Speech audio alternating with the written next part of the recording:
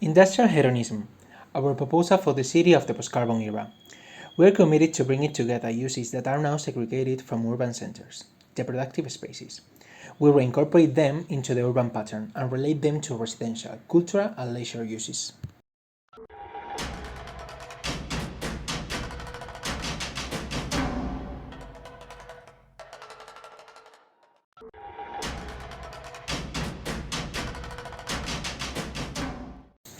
As a result, we generate a microcity in the plot, which we intend to be a model for future interventions, and it will respond to the 6 points of our industrial hedonism. A sustainable energy cycle with an energy exchange between the programs.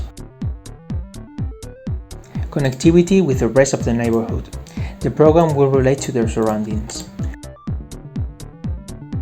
Programmatic synergy juxtaposing urban and non-urban uses. Visual hierarchy of the programs on the plot. Spaces resilient to changes in use. And enhancing the public dimension, which we consider the essential aspect of urban life. For the integration plan, we made a detailed classification of the programs to include, and we were arranged in a band order. This strategy overlaps and complexes 3 strata: parallel bands as independent programs, transverse bands as programs in common between the 3 members, and the pre-existence that are maintained. It is an experience that is related to the environment. From the south entrance, there is a change of sound, an oasis in the city. The cultural space offers a more public face, while the data center is a more private realm. Crop test fields, they are next to the thermal program. One can bath between the lightness of the water and the night of Moscow.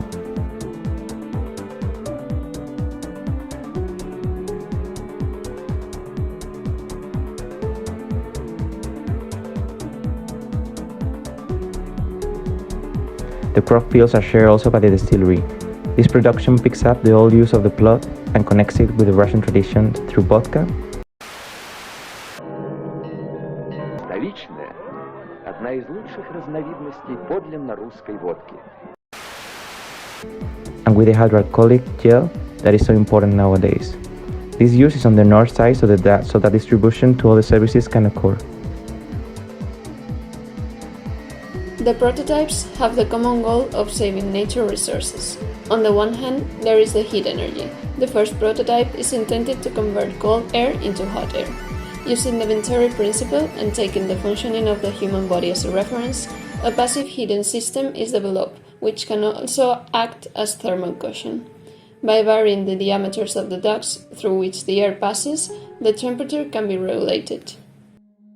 On the other hand, data centers consume 2% of the world's energy, most of which is used to cool the machines. Heat is absorbed by a pipe system with heat transfer fluids and can be used for heating other rooms. The tubes are insulated from the adjacent room by aerogel, a very light and transparent material with a high insulating capacity. It changes opacity when illuminated with ultraviolet or infrared light. In order to save water in the spa, it was decided to recycle rainwater using seaweed with bioremediation capacity.